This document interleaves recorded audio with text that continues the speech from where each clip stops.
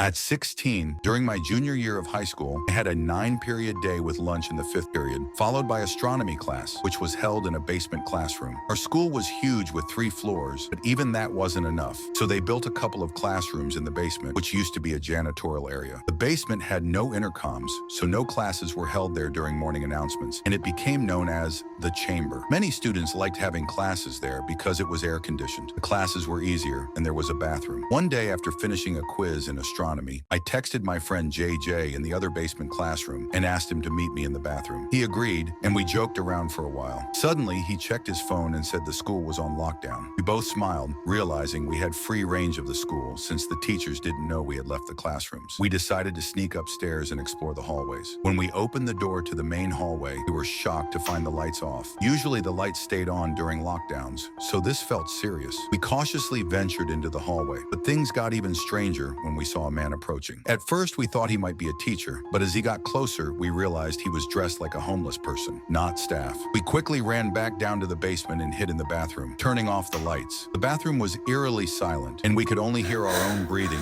and the occasional drip from the sink. Suddenly, the bathroom door opened and light poured in from the hallway. We froze and the door shut again, leaving us in the dark. Then we heard someone walking toward us, breathing heavily, like they were out of breath. We were terrified. JJ whispered to crawl out through the other stalls, but the sound of his voice made the person stop, and we heard them trying to open the stall door. Panicking, we crawled out of the stall and hid in another. The person began banging on the door. We quickly jumped up, opened the bathroom door, and saw the man standing in the corner. We knocked on the door to JJ's class, and the teacher let us in. JJ explained everything, including seeing a gun in the man's pocket. The class was worried, and a sudden bang on the door made everyone jump. We saw the man trying to open the door, but he eventually walked away. The lockdown continued for over an hour until we were escorted out by police. We gave statements, but the incident never made the news, and we never found out if the police caught the man. I still believe he was planning something terrible for us in that bathroom. As a retired New Jersey police officer, the most disturbing call I ever received came from a nearby middle school during a lockdown. On a dark, stormy day, I was called to investigate a suspicious man who had been seen exiting a white van near the school. I arrived to find the van empty,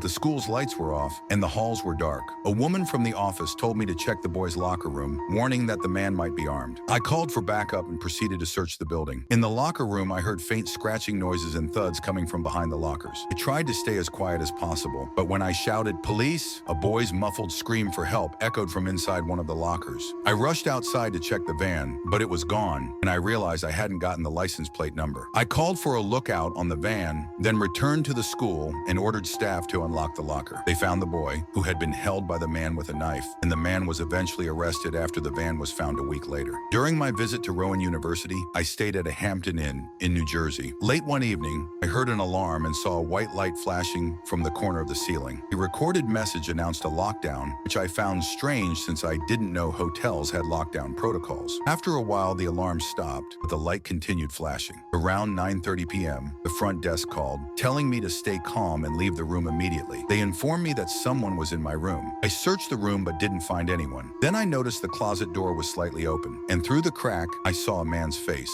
I freaked out and ran out of the room, while the front desk showed me security footage of the man entering my room earlier with a key card. Authorities arrived and arrested the man, but it was terrifying to think that he had been watching me from the closet for over an hour. That's it for today. Subscribe my channel for more creepy stories.